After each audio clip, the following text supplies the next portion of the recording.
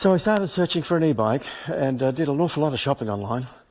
Looked around, couldn't find anything much that I felt was in my price range. Everything was very expensive, and I thought perhaps I could find a better deal. On Lasseter then I found this one. So this is the listing that I found.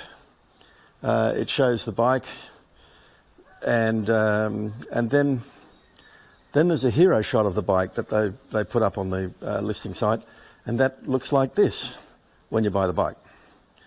So that's kind of interesting, and you'll see that the price is pretty good. In fact, it's gone up just a little bit since I bought mine.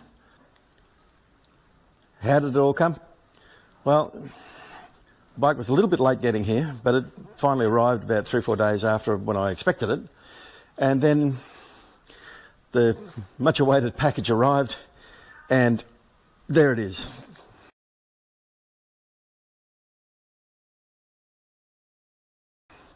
Now that's what it looks like. I was really quite surprised at how much assembly there was to be done on it, but nevertheless it's not difficult because you go on to, this is the second step. So starting to work, I threw it up onto the bench to get that done, and then third step, and then finally you wind up with an e-bike that sort of looks like this straight out of the box.